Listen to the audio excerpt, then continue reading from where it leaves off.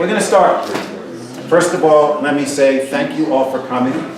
It's bringing me very much excitement and thrillingness to see people who took this afternoon to come spend some time hearing about something from a long time ago that not many people know anything about. So I'm hoping to give you some exciting information that you'll take away from this and tell people about, because this is buried treasure. That's what I would call this, and I've tried to unbury it. So I want to express special gratitude to a number of individuals, starting with those family members who are here with us today. First and foremost, my wonderful wife, who supported me throughout this project and listened to my stories about Bill Streeter's gift of friendship and about the wonders of email for the past year and more. Then to my son Stefan, who traveled north from Brooklyn, not only to enjoy an all-you-can-eat maple sugar house breakfast tomorrow morning, but also to attend this well-timed event. And then I want to acknowledge two Steves. Steve, you made it. I was going to have to do one and tell him to tell you. But anyway, two Steves. My inimitable publisher, Steve Strymer, great friend to many authors and poets. Yes, should be a standing ovation. And his partner, Catherine, who keeps him at least relatively sane. Steve supported this work at every turn, including contacting various sources for the rights to some of the material that felt indispensable.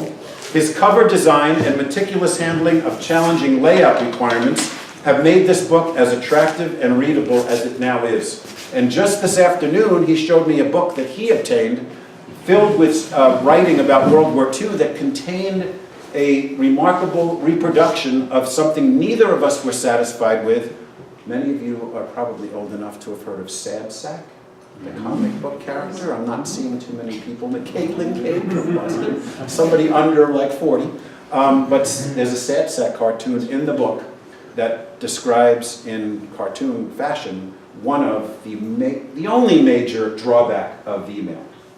It's on page 115 if you already have the book in your hands, but it's a cartoon that we tried really hard to get clear copy of. We even got the people who were in charge of the rights to send us one, still unsatisfied, and Steve found a book that reproduced it beautifully, and that's why this one came out so well. I can't remember if it's one of the slides in my slideshow I'm going to show you momentarily, but this copy is beautiful, and Steve never stops putting out effort for authors. Okay, so there's another Steve who is here today. Steve O'Halloran. He brought the project to me along with Steve Strymer when they found out I'd retired and could have time to work on it. And he made it sound irresistible, including gifting me, and I'll never forget, all the boxes you brought into my house with all of the materials Bill Streeter had gathered in his efforts to write a book about Gmail himself. Thanks for the project, and I want to express even more appreciation for enabling me to forge a deeply satisfying friendship with the splendid gentleman Bill Streeter. I was hoping that his widow and daughter were going to be here because I wanted to acknowledge them, their loss. Bill died last January, and their deep and abiding love for their truly exceptional husband and father, because he was a treasure of a man. I want to let you know that we have a chance to begin to know Bill Streeter, for those of you who don't know him and never met him. What a man for all four seasons he was. He wanted to write a book to honor the memory of his beloved double cousin, Henry, and in a moment he'll describe why they were double cousins. So I would like to now have you hear from Bill himself.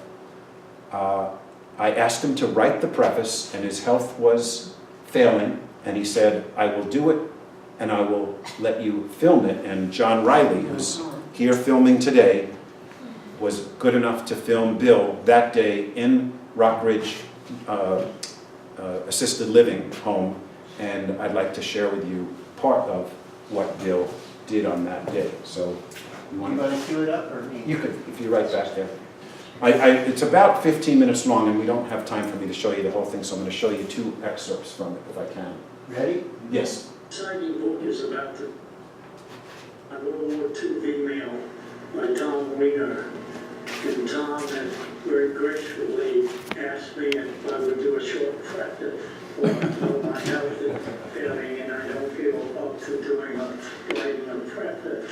So I'm going to video it and let that stand and Tom can take it and edit it however he wants to where you don't want to use any of it. It's okay with me that it's an experiment on both our parts. So I'm going to read it because it's going to be easier for me to read it. And we'll go from there. My name is Bill Stringer. I was born October 17, 1930, along with a twin sister, Wilma. It was the start of the Great Depression. Dad wrote in his diary the next day, October 18, 1930, my favorite cow died last night, set of twins given to us. The loss of a farm animal is dramatic in the Great Depression as the birth of a child. I will now introduce my double cousin, Henry Ward Streeter. I say double cousin because his mother and my mother were sisters, and his father and my father were brothers. His mother died soon after birth, and Grandpa and Grandma Wells brought him up. Their farm was next to our farm, so we played with most of the time. He really was more of an older brother than he was a cousin. My generation was the kid brother of what Tom Brokaw called the Great Generation. We were just too young to go to war in the 1940s. Henry was old enough to go to war in 1944, so he was of the Great Generation. The great American illustrator Norman Rockwell documented our history on the covers of our magazine each week. So when the Saturday evening vote came, each week there we were. Today I call the Norman Rockwell generation. We all recall us standing with our pants down, getting our first vaccination in the butt. We remember we were the kids sitting at the soda fountain with our bundle of clothes, about to run away from home with a police officer nearby. The Thanksgiving dinner illustration is one of the greatest. Every little detail tells the story of my generation's history. There was a lot of lesson to learn in the Great Depression. We didn't know we were poor. Mom and Dad didn't tell us. So he goes on to describe, and I'll show you a picture that illustrates it, what it was like being also the youngest, because there was no money for clothes. If anybody got clothes, the youngest got the hand-me-downs. And he describes some of the hand-me-downs he got. And then he describes it being like his bar mitzvah, when at the age of 13, he was able to get a special knife that went in special boots that were just for him. It wasn't anything anybody else had worn before him. That's what comes next, and if you had more time, I'd show it to you. I will have one picture that I will show you that illustrates that. But I'd like to move it ahead till towards the end if I can get it there.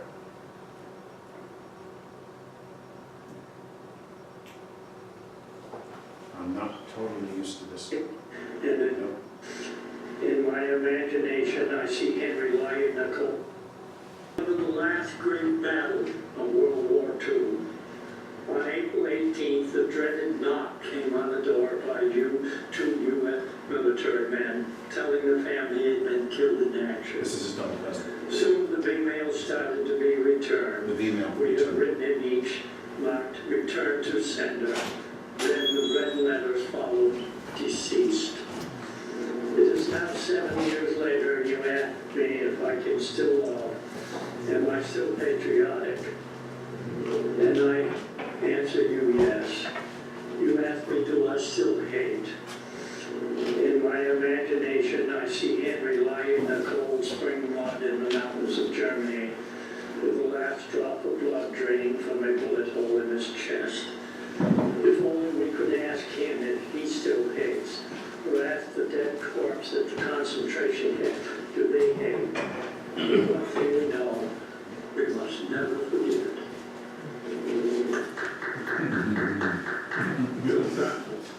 And I thought that was a perfect way to let you know that that's why this book came into existence.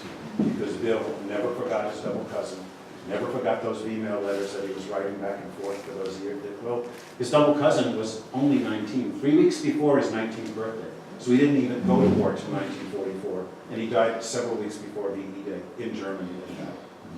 So Bill never forgot him, he never forgot their correspondence, and then I was the incredible benefactor of all of the research that he had created.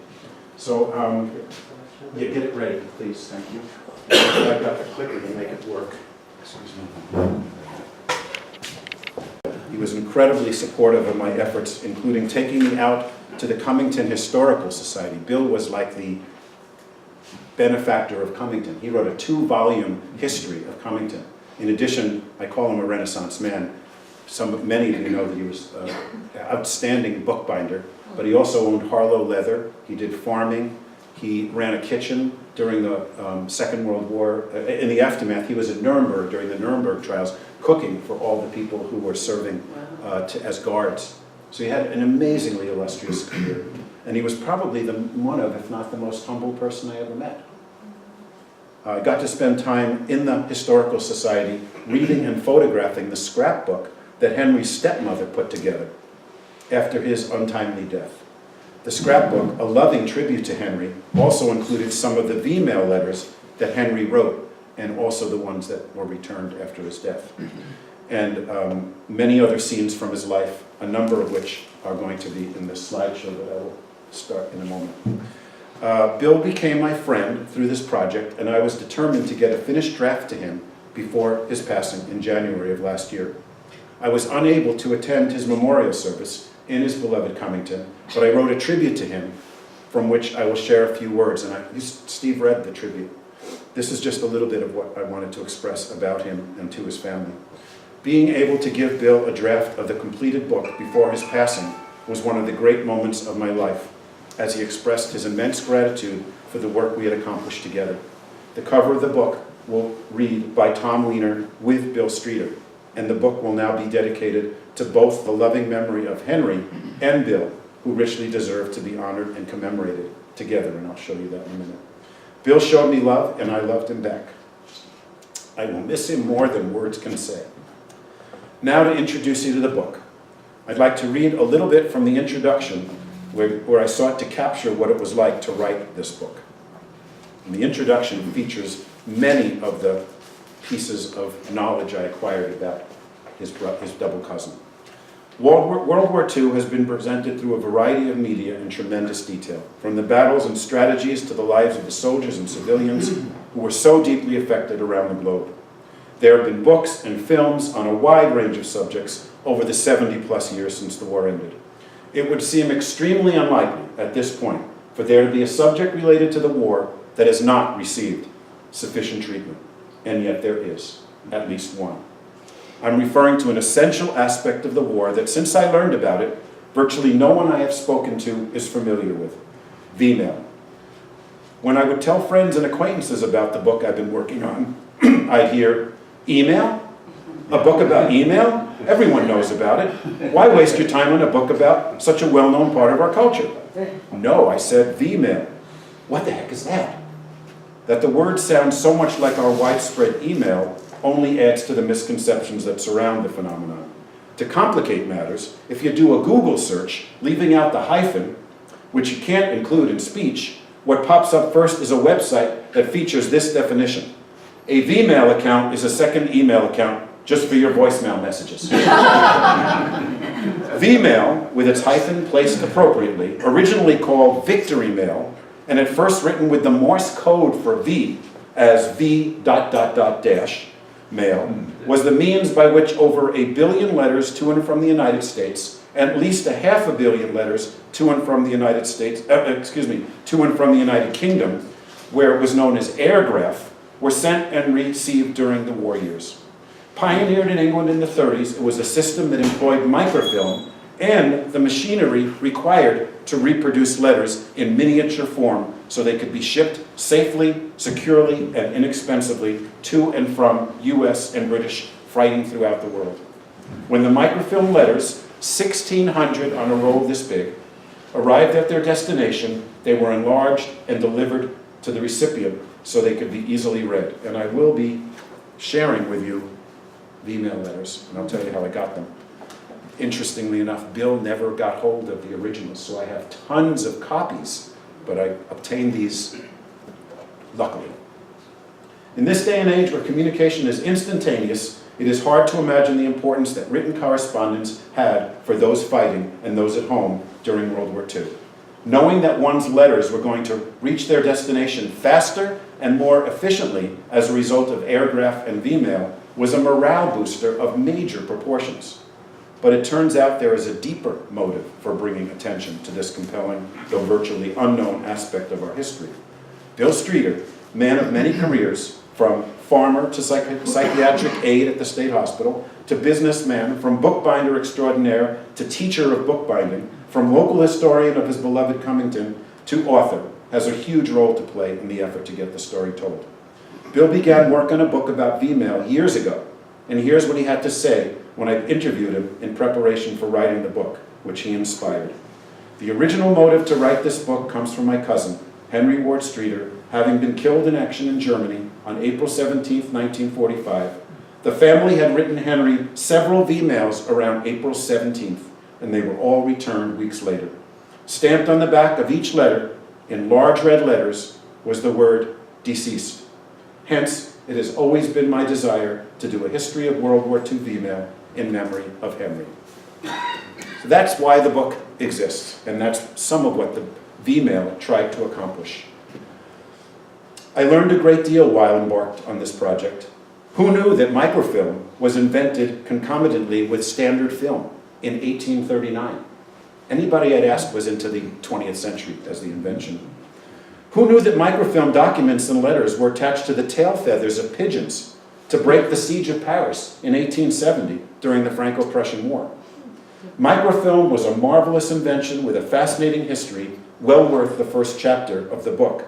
But thanks to Bill Streeter and the internet, there are many illustrations, photographs, as well as V-mail letters that go a long way towards telling this story. I'd like to share some of them with you now to illuminate this mesmerizing saga. And I did start with one of the Norman Rockwell paintings that Bill would have liked to illustrate his part of the book, but Steve and I found out that even at the discounted rate that they were willing to give to us, the Norman Rockwell family was too expensive. So here they are. These are the ones he described, and I'm sure many of you have seen these, but I thought it would be worth putting them forth after his wonderful introduction. And here is Bill. He's wearing the boots that I described, and the knife goes right up here. He's 8 years old.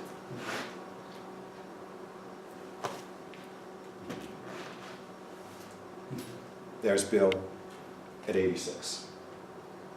There's Henry, killed in action. This is from the scrapbook that his mother put together. And there they are on my dedication page, together again, as they should be. I wasn't kidding.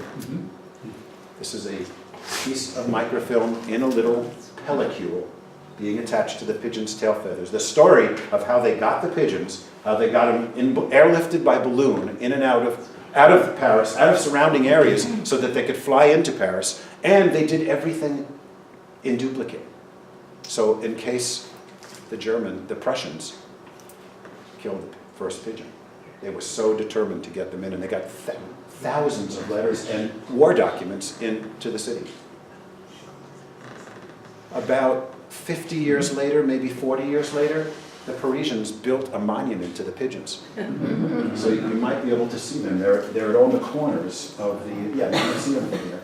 And the balloon that flew at them out of the city.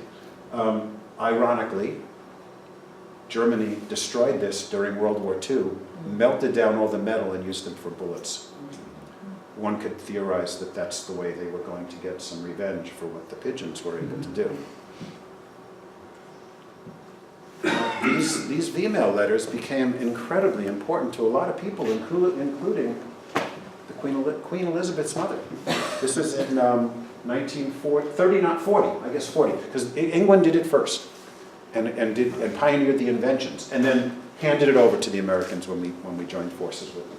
But this is her looking at the first reel of V-mail letters on microfilm. And this is the model of a V-mail letter. Maybe you remember the blue airmail letters from back in the 50s, 60s, 70s? They were kind of a takeoff on this. But there were all kinds of rules on the bottom. There were all kinds of rules and regulations for how you had to write the letter, what margins you could and couldn't violate, what kind of content it could include, because censorship was huge. Originally, at the start of, I think, World War I, there were like 5 military censors. By the end of World War I, there were like 2,000, and there was as many as 5,000. And I'll show you a picture of them looking at every piece of mail. Oh, and that one is a picture of what they tried to get soldiers to take with them to the front. This was a kit that allowed you to do V-mail, that included ink, a pen, and it was all in that cylinder. And so it was transportable, and many of them took this with them, so they'd have these writing implements and this methodology. Inside were a roll full of V-mail stationery. They made this incredible, soldiers paid nothing for sending V-mail. It was like 3 cents. And then I think by the end of the war it was up to like 6 cents for someone stateside to send it. The stateside people only had 3 venues, New York, San Francisco, and Chicago. And as you'll see, they did a lot to promote this, but those are the 3 places you had to send a V-mail letter if you wanted to make sure it was going to get to your soldier. There was incredible efforts on the part of industry to, yay! I'm so sorry. I'm so sorry. This is from Martin Aviation, but there were liquor companies, there were hotel chains that were creating these advertisements. The next best thing to a leave is a letter. And they were promoting not only that you patriotically write letters to boost morale, but you do it using V-mail. Because the big thing about V-mail was by getting those 1,600 letters on a reel this big, you saved enormous space for troops and supplies to be shipped to the front. And that's why the second part of the title, How Microfilmed V-mail Helped Win World War II. So these companies all joined forces and made it people's patriotic duty to send the letters. This is another one. Keep your V-mail flying. And it's another, and there were some incredible artists embarked on this too. These were very imaginative advertisements that tried to hook people to use V-mail instead of regular letters because of the space saving. Oh, and they also never lost a letter. Susan, my wife Susan and I were in Astoria, Oregon this summer, and we went to a museum where they had incredible, it was a maritime museum, and they showed a ship that had been wrecked and a huge pile of completely destroyed mail because it got soaked, waterlogged. That never happened. They didn't lose one letter because if anything happened, they had the microfilm copy and they saved it until they knew the letter was delivered so they could send it again. So no piece of mail was ever lost through this method. Here's another one that, how to make a letter hustle overseas. And it's got all the stages of what happens and how it's better than shipping. Down below you see the one that's comparing it to shipping it. These are illustrations that you can read a lot more easily in the book. They're much more legible than they are on the screen, but that's the idea. Can you send me this kind of letter? So this is the soldier saying, please use V-mail.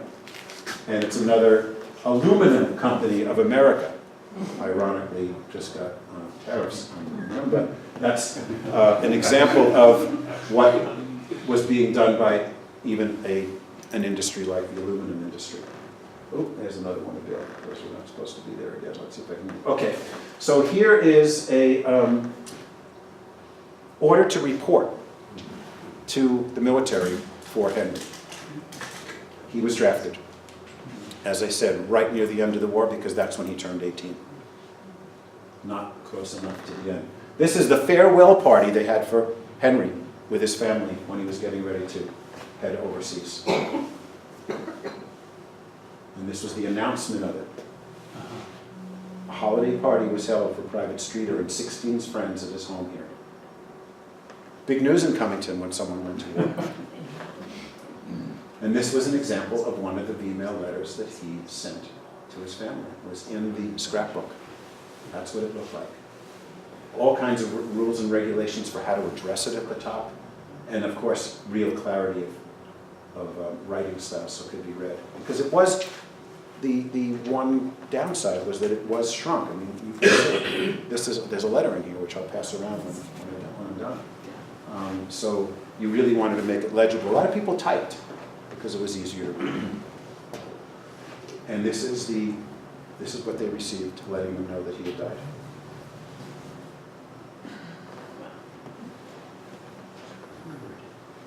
This was from the senator, Saltonstein, I think that's what, Saltonstein, who sent a letter expressing his regret. Nothing I can say to lessen your sadness, but I know that those who give their lives in this terrible struggle are earning an everlasting gratitude of their fellow men.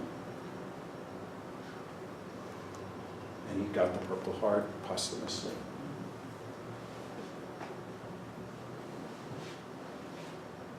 And you know about the Gold Star flags for widow families that have lost a soldier. He was buried in Europe, and they even had a picture that someone took and sent back to his stepmom and dad of his grave in Europe. Now, that day that I got to go to the Cummington Historical Society, one of the men who was so excited that Bill was there at all, because he was coming out of his, he was struggling with the last month or two of his life. He had to have an assistant bring him out there with him, a medical assistant. But the man who was so excited to see him asked Bill if he could take me over across the street to the one of the tavern that's like 250 years old. And he said, I think there's something about V-mail up in the attic. And I went up there, and there was this incredible poster that's now on, I think that's one of the ones on the back of the book. But I love that it was two dads exchanging this excitement about receiving the email letter from the kid next door. So the Smithsonian has a National Postal Museum, and online was an incredible exhibition of what they had put in the museum a number of years ago when they commemorated V-mail for the first time. And this is a group of people from the 20th V-mail detachment, and they're at Guadalcanal. They were able to set up a V-mail station within 24 hours of landing and taking on an island. And these were people that were doing this hard work. There are the censors. So every letter got checked because nothing should be revealed about position, strength, casualties. There's a whole long list of things that can't be in these letters. And so people took it on themselves to make sure. Most common troop location, if there was too much sensitive text, they would confiscate the letter. Tell the letter writer, yours isn't going to make it. So this is an example of the incredible reason for V-mail. She's holding a reel in her hand in a box, and that's how many letters are on it. Wow. And here's some of the equipment. This is some of the stuff that was used. This is part of the enlarging equipment to get the letter blown back up. It's all done by Kodak and all donated because of the war effort. And they had to train their technicians. When the technicians were drafted, women very often took over the jobs, as they did Rosie the Riveter-esque style. So you'll see there's some women that are doing this work. So the book shows all the steps in the process, and I've just put a few of the illustrations. This is a station clerk who's cutting the prints, because they would all print in a long row. And to get the letters, either they had a machine or someone did it by hand. And this is each print had to be folded, so the address label was visible in the envelope's window. And once they were folded, they had to be put in the envelope. All this was done by hand. They didn't have machines doing that. And there is someone finally getting the letter, which these are similar to. So here's what happened when they first arrived. They just set up all these tents so they had a place to sleep. But soon after, they were already building the V-mail postal station, including plumbing, because they had to have all the things to blow up mail, all the chemicals and the water. And now this is the stations of the V-mail. They built them. And here are the people working in them. That was a Quonset hut that they built. I think this was one of the islands in the Pacific. Tom, Yes? how would the sender know where to send it if the locations were secret? Oh no, they were told where the person was, but the person couldn't reveal troop movements and locations that were coming next. they would know where their soldier was. They often had to forward it if they left, Yeah. but they'd have an address that the soldier could share. And he had a return address on the letter too. Things would change based on troop movements, but they couldn't reveal where they didn't always know. But that's how they got to it. And as I said, the letters started in New York, Chicago, and San Francisco, and then they went where they were addressed. So this is, people were, as you would imagine, incredibly creative with all this. This was a newsletter that they put on Vmail, about Vmail, and about all the people that were using it and sending it. There's a story in here, maybe not this one, about someone who decided to tell everybody about the only way in which you could attach a photograph. Because you would think that, you've heard stories about people whose kids were born while they were in war, and many other of those kinds of events that would be made even more meaningful with a photo. Well, the photos would mess up the equipment. So there had to be a way to do it, and they had a way that they can kind of put a photo stat on the letter itself, take a picture of the picture. And so they described how you could do that in here.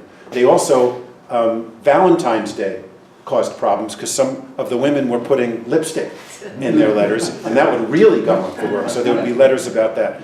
As you'd imagine, there were people trying different things, some of which worked, some of which were not so useful. Here's another, this is a great story, which I tell in the book. This picture came from a newsreel. They had a whole newsreel they made about Vmail, as you would imagine, encouraging people to use it, but also showing how successful it was. And there's actually a 1 and 37-second YouTube video that shows this all happening based on what was going on in the 1940s. But this is a still photograph from a newsreel. They had newsreels in the movies when you'd go see a film. And the reason I put this in was because the mother of this young man was in the theater watching her son do this Vmail work. And she went to the theater, the owner of the theater, and said, "That's my boy!" And the story got passed down and sent through the book. You can read about it. There's another example of the incredible space saving. She's carrying all those letters in those 2 boxes. So you can see how many troops eventually could be sent over and supplies. Here's a man at the front. They captured this. He's writing a Vmail letter. I know this is hard to believe, but given our culture, not totally surprisingly, once the word got out that basketball was a worthwhile endeavor, a number of men from one of the Vmail stations created a Vmail basketball team. I do not know how successful they were, but I love that they did it at all. There it is. A mere handful, but they said 1,500. I read 1,500, but you get the picture. So there's the cartoon, but not as well done as Steve eventually has found to put in the book. This was that downside, as almost everything always has at least one. There's the sad sack, bumbling victim of all the armies, and reprinted in the 1943-45 compilation of, so it's describing it in here, but if you can follow it, he's got his Vmail letter just delivered, he's super excited, but he's having some difficulty reading it. He asks to borrow someone who's facing the right way using a magnifying glass, and he doesn't. So he doesn't get to read the whole letter for reasons you can see. Another thing that happened was people sending the mail found ways to incorporate artwork in the letters. And this one is about someone who's just gotten married and he's writing to his wife about how much he loved his wife and all different size aspects of his wife to show his admiration. Because he'd been pulled out of the marriage within a week or 2. And he was longing to be with her. Here's one I told you about how they could figure out a way to get the photographs attached. This was a big breakthrough, and there's quite a bit of writing about it in the book, how they were able to incorporate the photos into the letter. I thought that came out incredibly well. This was another advertisement for using it, and sailors trying to tell people, Kodak created, U.S. government adopts Vmail for communication with a man on distant fronts. And that's a dramatic way of showing how it ended up on this reel. Here's another one that's telling you, write your email letters, patriotic. That's a baby that this man had never seen before. And the letter describes it. This was one from England. 1,500 letters on the reel of film to the left. Conserved shipping space. Tells you how much it costs in pence or cents. So this is one, someone did an illustration of their mom. I have to say that one of my favorite moments after the first Women's March was finding out that my very own son, Stefan, had a poster that he was carrying in Washington, D.C. that said, "I'm marching for my mom." This is someone who loved their mom enough to picture her in their letter. This is just showing what it all looked like, and someone writing in cursive and putting a ton of writing in that letter. And you'll see how small they are. Here's another person doing an illustration. And there was a huge backlog, as you would imagine, of mail heading home for the holidays. So people were starting to write these. I think the date on this is October, to make sure it got there in time. This was, how many letters are you going to write me this year? This is a plea for someone to get letters from their person back home. And that's the show. Could you minimize it, Steve, for me, just so we don't...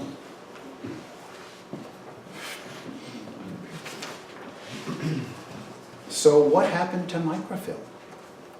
One of my friends, Howard Friel, who couldn't be here today, is quoted extensively in the conclusion of the book, telling the story of his experience writing, using microfilm to do research. I also want to let you know, and I'm not going to read from them, but I think they're possibly the most moving part of this book. There's a chapter right before the conclusion called The Voices of Email, and it contains people's letters to and from soldiers. We do have someone who has asked, and I'm thrilled and honored that you want to do it, to share some of the email letter, that one letter, an excerpt, which we'll do in a couple minutes, from correspondence between John's mom and dad, all of which arose when he saw the announcement of this event. And I'm really excited to hear that. But these are the voices of email. One of the most moving, there's several from Henry Streeter, from that scrapbook. But one of the most moving stories is a sister, desperately searching for the missing in action brother that she has thought could still be alive.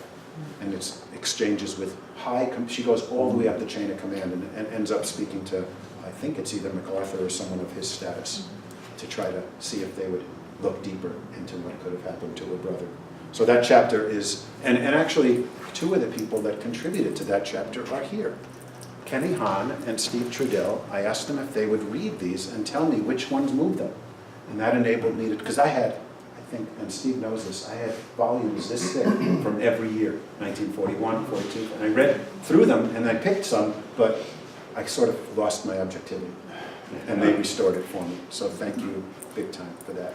The third was John Berkowitz, who was at the original reading at the Senior Center. So I'm not going to read what Howard had to say, but a lot of you will identify it, because he talks about how microfilm helped him do research on numerous projects, including some of the books he wrote when microfilm was still extant and being used before computers took over. So what I'd like to read to you is what the fantasy was about microfilm. The final word will be about what has happened in the intervening years. Microfilm was supposed to have a most prolific future when the war ended its V-mail function. For a time, it most certainly dominated the research field in terms of making newspapers, magazines, and periodicals readily available in library settings. And the chapter on microfilm tells how that happened, because actually it was banks that pioneered microfilm so that they could have records of checks. So there'd be less likelihood of forgery, less likelihood of them being stolen, and much more ease of storage. But we know this was true about all the newspapers and periodicals that we found in the library. It continued to serve its before-the-war function in the business world as well, and Kodak was completely committed to its growth post-war. Here is a forecast of the future of microfilm from Microfilm Systems, the first 40 Kodak years, that was written in 1968. Progress has gone on apace, and as microfilm attains its 40th anniversary, there is no line of endeavor or undertaking which is at all concerned with records that is not in some way microfilm oriented. So plans were underway for the worlds of microfilm and computers to meet, as these further announcements and prognostications would indicate. Anticipating the surge of the second 40 years of microfilming, dating to its first use in banks in 1928, Recordac Corporation, that's affiliated with Kodak, was merged with Eastman Kodak in January of '65, and Recordac headquarters were moved from New York to Rochester. The merged Kodak-Recordac organizations anticipate a future in which the extraordinary capabilities of the computer will be paired with the equally extraordinary capabilities of microfilming in the specialized areas of documentation, push-button information retrieval, printout, and refilling, all at computer speeds. It looks to the elimination of diverting costly computer time to slow-speed mechanical printout functions in favor of converting computer language on magnetic tape to plain language on microfilm. So they really thought they were going to be working in tandem, and it would make things better. And it says, in favor of converting computer language on magnetic tape to plain language on microfilm at a speed of tens of thousands of characters per second. It contemplates a fast acceleration of microfilm applications and acceptance in world markets. And it recognizes that on the 40-year record of its contributions to the efficiency of communications, the advancement of systems technology, records management, education, and the preservation of man's records against disaster, microfilm is indeed here to stay and to flourish. Best laid plans of people.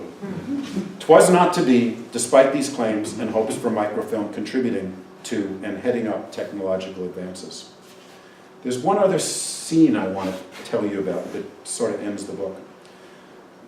Some of you have heard of the film Three Kings? That was about the war in the Middle East. The film was released in 1999, long before this book project was on my radar. And yet the moment I saw the scene I am about to describe, I knew that warfare communication had arrived at another level entirely from anything like the email that had come before. The scene I refer to features Mark Wahlberg's character, Troy, having been captured, taken to a bunker, and thrown into a room full of Kuwaiti cell phones. He is a prisoner of war. Yet with any one of those phones, he can live that dream depicted in the commercial to, quote, reach out and touch, unquote, a loved one. He calls his wife back home, who, needless to say, is both thrilled to hear his voice and completely panicked once she is told of his plight. If this situation could get any more bizarre, right after he tells her to report his location to his local Army Reserve unit, he is dragged away from the phone to be interrogated by the Iraqi officer in command of the bunker. Of course, his wife has no idea what his fate is to be and is left holding the disconnected phone in both disbelief and utter dread. When I saw this scene, I was overwhelmed with emotion. I felt the anguish of Troy's desperate situation and his decision to call home as his only means of possible succor. Competing with those emotions was my sense of his wife's helplessness, having her husband reach out and being unable to help rescue him or even calm his distressed state. Now, when I think about such a moment, which can happen in similar circumstances during what is being viewed by many as America's perpetual wars, and I think about what was involved in writing, sending, and receiving V-mail, my mind reels at the contrast.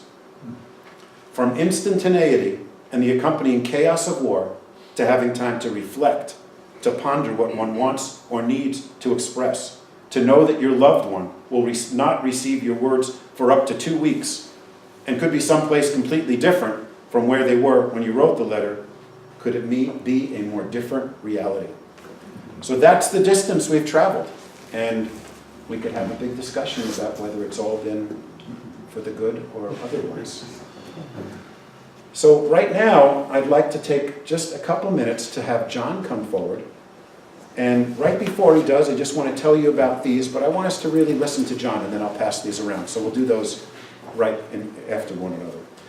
These were lent to me by a man some of you may know. His name is Stan Shapiro. He lives in Northampton with his wife, Joan Weiner. No relation. But Joan grew up in Teaneck, New Jersey, where I grew up. We didn't know each other, and she spells her name wrong. But the additional coincidence is these letters were found in Joan's attic. Her mother's still alive. She went and got them, gave them to Stan and Joan, and they're addressed to not just Mr. and Mrs. Weiner, which they are, but Mr. and Mrs. S. Weiner, and my father's name was Saul. So if you believe in anything approximating synchronicity, this is bizarre. But they're in here, and I'd like you to make sure that you handle them really gently, because they are 70 plus years old. So John, if you'd come forth now and give some context and share with us what you wanted to tell us, that would be great. Thank you, Tom. Hi, I'm John Haig. You know, it's astounding to me how much of this very brief letter reflects pretty much everything Tom has said. His experience of just living every second to get back home to her meaning my mom, Kathleen. And they were in New York, and some of it, of course, has some amusing aspects to it. But the intensity of it is incredible. And Tom, actually, when I became aware of this project, these things had been in a box for years. And I have to thank Tom. And, you know, I don't know if I ever would have looked at them, because our history together, my father and myself, to share something personal, was, you know, father-son fraught in some ways, and it would never really completely resolved, because unfortunately he died at the age of 59 suddenly, and I never really had a chance to resolve a lot of things with him. So I think it was a matter of I didn't want to go there, and they sat in the closet for a long, long time, and then this kind of gave me the opportunity to really go through them, and they're really extraordinary. I mean, it's, I picked one, and at this point he was in the Siegfried line. He was with the Third Army, and they'd broken through into the Siegfried line in Germany. And, you know, my mom knew that they were in Germany because he mentioned that. That passed the censors. But little else did. And he wrote this letter 10 days before he was seriously wounded by water fire in Germany. One of the pieces of shrapnel, I was told, missed his lung by about a 1/16 of an inch. And so the fact that I'm standing here talking to you is probably miraculous. And the fact that the medic even arrived to take a closer look at him, when probably, I think there were 350 men who were killed and wounded in that action within one afternoon. So I think the sense of it is that these people, these guys lived with death. And we as Americans who haven't experienced war in a very long time, we don't really know what they go through. And one of the things my father taught me was to avoid it like the plague. And to this day, I'm very, very proud of the fact that not only that he was courageous enough to sacrifice everything, not that he had much choice in the matter, most of these guys didn't, but that he taught me to value peace. And so it's from PFC Louis J. Haig, and it's company L 417th Infantry. And it would come to basically a clearinghouse, a distribution point, like Tom said, in New York. My family was from New York, so it was pretty easy for them. HPO 76, meaning the 76th Division. Care of Postmaster, New York to New York, and this was a email. February 18, 1945. Dearest Kathleen, 2 more pictures arrived from you today. It gives me an idea. Excuse me. Why don't you have a couple of professional shots taken in one of the department stores? One of the boys received some, and they are just about past the size or smaller than the ones you sent me. They really were excellent. Did I tell you that Lee met his brother over here? He hadn't seen him in 3 years, and it was quite a surprise. They put my name in for sergeant again, and it looks pretty good this time. In fact, it may no sooner come through than I may be in for staff sergeant. Today we were also told that we will be given the combat infantry badge, which will mean $2 more per month. I wish things would get straightened out so that I could allot you some more money. My greatest wish, darling, is to be home with you and little Lou. My older brother, he called little Lou. It is almost unbearable being away from you, honey. I miss so many things about you. Little things that make me live in the past and hope and pray for the future. I think of that St. Patrick's Day parade, the San Suzanne, dinner dates and cocktails, Stamford and dinner on the terrace, Holyoke and dining on the roof. I think of your voice, the touch of your hand, your grace, your charm. I dream a million dreams day and night, only to have them shattered by reality. Sometimes I wonder if this can be real. I remember when I used to think in terms of years. Now I live in terms of moments, fearing sometimes what the next one will bring. Life has become very precious to me. Each day I have means I am closer to you and little Lou. Pray for that day to come soon, because I miss you more than I can ever say. I love you with all my heart and soul. Your loving and ever devoted Lou. Thank you very much.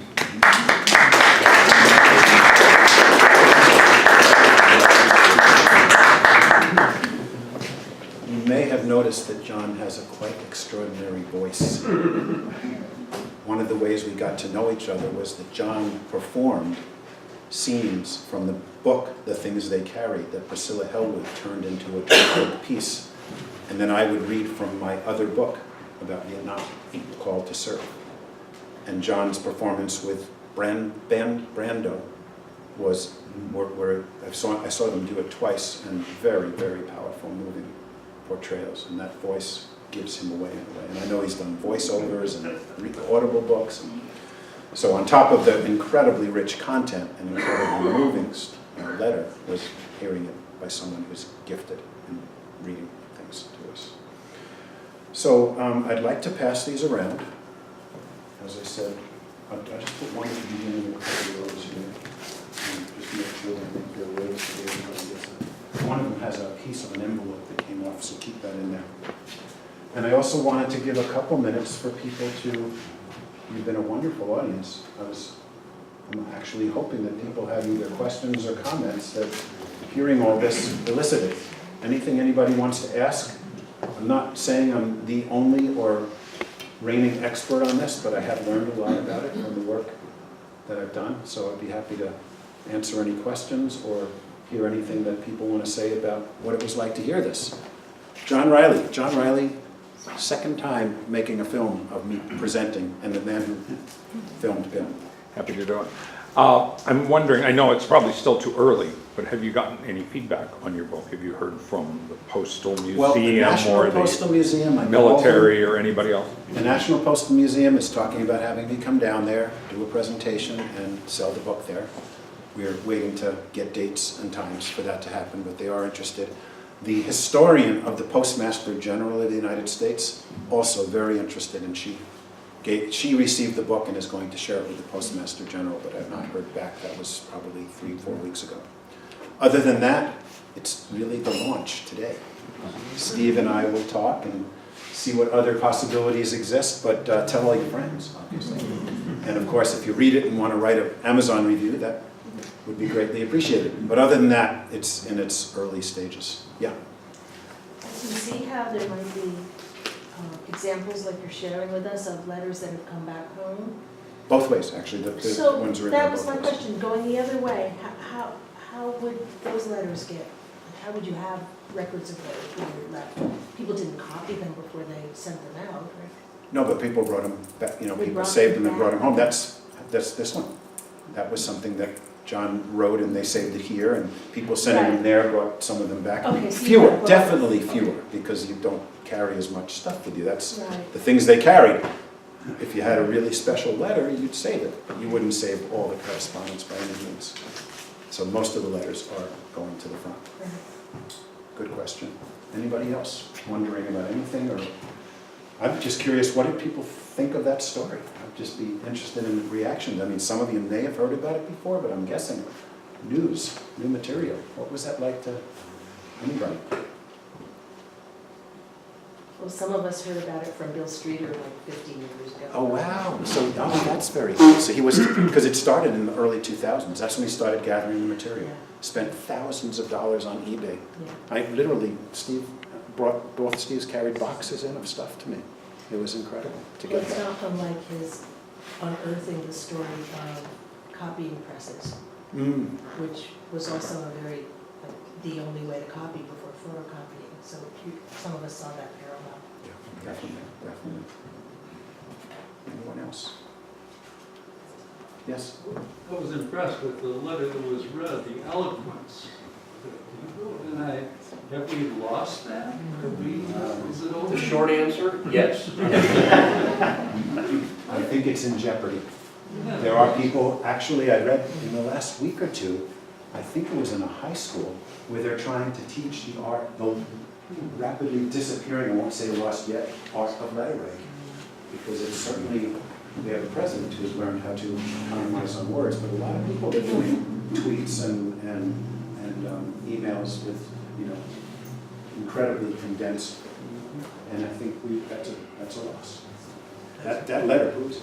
Yes, mostly due to people's relationship with time. Because people don't take the time, they don't think they have the time to write in that same way, that same thoughtful way. Well, it's the convergence. We've made technology that makes people who are anxious about time serve, and so many things can be lost through that. You mentioned that the British were the first who had this process. Do you have any information about how it moved here to the United States and how Oh, yes. quickly it was adapted? I'm tempted to say, read the book. There's a whole section on how that happened. It's not as smooth as you might think. There are a couple people that feature prominently that made the bridge, that people heard about airgraph in America and said, we need to talk to them. But the British were unbelievably generous about it. So there were people that came over, got the word, started doing some samples to show America how it could work. And Roosevelt thought, there's a picture of Roosevelt looking at his first email letter. And as soon as he endorsed it, it became a going concern. But yeah, it's a good question. There needed to be some cross-pollination because they were really, largely because they were the first in the war. They were fighting 2 years before us. That's what Darkest Hour depicts and Dunkirk, the films this year. Right. What about World War I? If this was available back in the, during 1839, they were using it in the 1840s for pornography. Yeah, my dad was in World War I, and I have a number of actual letters he sent home to his parents, Cool. which That's a is great treasure. wonderful. Yeah. But no sign of email at that time. Had it been used that early, or no? No one saw the application. They forgot how it could be put on pigeons. There were planes and there was microfilm, but the dots didn't get connected until the Of 30s. course, we were only in the war a short time, but do you think that? Yeah, but other countries in England, might have been doing it. yeah, no, it was not yet conceived of. It wasn't used in any kind of commercial way till 1928. So that war was already, the Great War that we thought was the war to end all wars had already happened. And no one saw the applicability. Well, I'm just feeling very emotional about the commitment to maintain the integrity of communication and to honor these letters. I mean, each letter being handled by so many people, putting so much energy and commitment into it. And I wonder if you had looked at all into the history of that commitment, either in this war or historically? Because I can't help but think that right now, that doesn't happen in the same way. Well, actually, there's a number of wonderful resources that I had and quotes I did about the psychological impact, the way in which the letters were not just bolstering morale, but doing incredible connection and letting attachments be sustained. And when they were your John letters, that would be the opposite, and how you recover from that when you're on the front, and where you seek your solace. There's a whole section on that. And then what you're reminding me of is that I did subtitle each of the letters in the V-mail, the Voices of V-mail section. So I have things like losing a comrade in arms via return V-mails, sending a Bible and warning about French women and girls, Christmas on a military medical ward in England, a New Year's resolution, an illness, jaundice, and a new address, how to communicate about it, marriage breakup of a soldier friend. So they were incredibly moving. Like I said, Stephen and Kenny helped me pick these because there were so many conditions in France, malnourished children, and seeing them and what it did to people. So, you know, the more people could take the time and effort, and of course, they're in a war, so they had to pull out of that to be able to give themselves some psychological distance, to communicate what they were going through, was a healing process, was a way to begin to deal with it. Like we tell people to journal and to write things down. So I think, were you to read it, you'd see that there are some great quotes by, I think there's a husband and wife team that looked into this ex post facto, went back and read hundreds of thousands of letters and wrote what role they played, how they enabled people to feel a connection, and what they did for sustaining morale. But you're saying the military was aware of all this? Oh yeah, no, the military and industry and the advertising that went on. They plugged to what called heartstrings big time to get people to use this method. So I think there was a lot of awareness of that. And the Red Cross did an amazing thing. There's a picture of it in here where they have all the steps you need to take and the things you don't tell your loved one on the front. You don't want to tell them about economic downturns that your family might be experiencing because they're already unbelievably facing trauma. You don't want to give them things that are going to bring them down. You want to tell them they'll even say, share good news, tell them about a kid. There's a whole, like, guidelines for how to write a good letter. The reason why you're fighting. Exactly. I mean, and you want that at an emotional level because they fight from the gut. They don't fight from the brain. I mean, and that's really the key aspect. And they knew that, and Yeah. people knew it. Yeah. Thank you. Anybody else want to share? That makes me wonder, how did soldiers communicate in Vietnam War? Thank you. I'm sorry. How did soldiers communicate in the Vietnam War? Letters. There were ordinary letters. Yeah. Yeah. Yeah, because the microfilm had already, that's why I was reading that thing, where we thought it was going to be great. And people were still using microfilm, but they decided it didn't get resurrected for this. That's a good question. Why not? I guess they felt they got a sufficient and efficient means with the airmail that they were using. So it didn't come back. It had its heyday and was gone by 46. They had thought they could sustain it, but it didn't seem like it was needed as much. They didn't have to economize on space when the war was over, too. Because the bottom line is it was not a simple matter. It was complex, and it needed a lot of technology. All these machines had to be shipped immediately to the fronts so that they could do it. And I think Vietnam was so problematic on so many levels, I'm guessing they never even imagined improving mail. There were so many other greater issues. And I tried to capture a lot of them in the Call to Serve book about what people were facing in terms of the immorality of the war, racism. Because I have a wide range of people's voices. Right, well, that's what I was wondering, like, was there a sense of connection?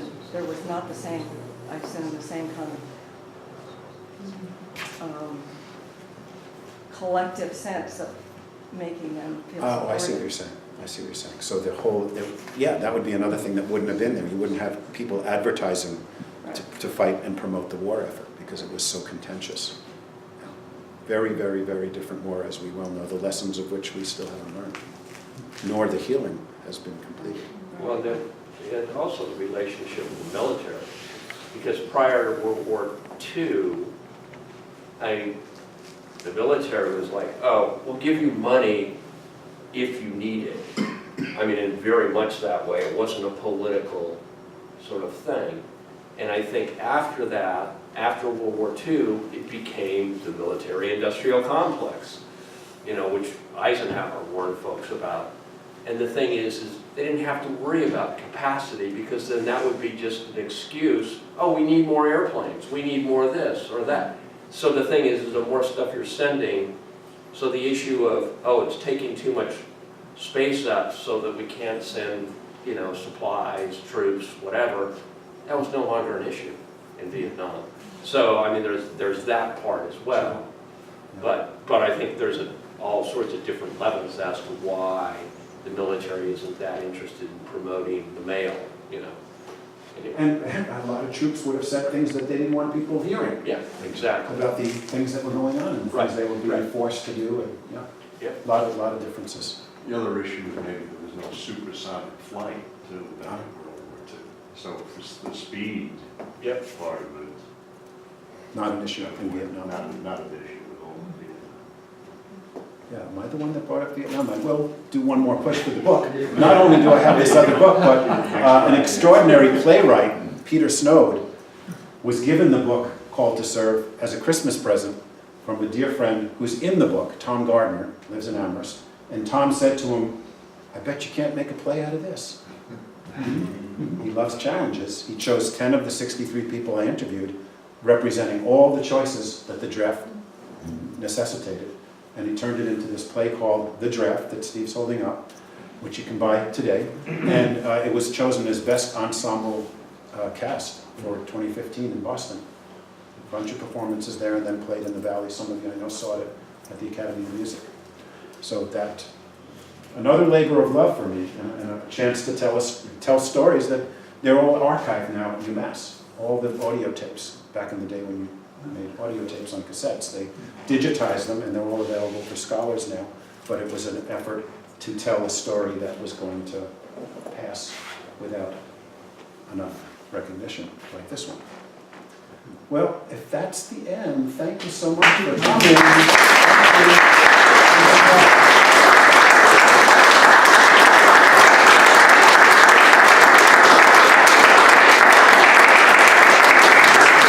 The books are back there, and I'll sign any, and really appreciate people coming. Have a great rest of the weekend.